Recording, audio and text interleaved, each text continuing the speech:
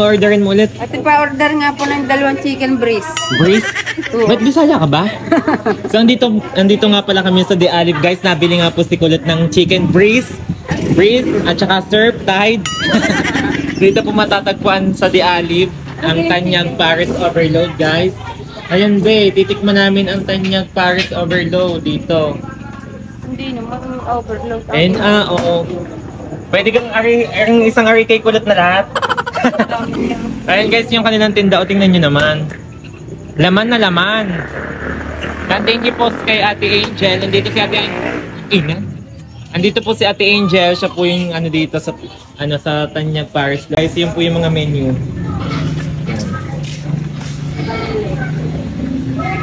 Ano daw order ni Kulot? Ha? Ano daw order? Chicken breast. Breast ano? Breast part? Breast sabon. Breast part? So ayun, dito po matatagpuan sa The Olive. The Olive, Barangay Balele, Tanawan City po.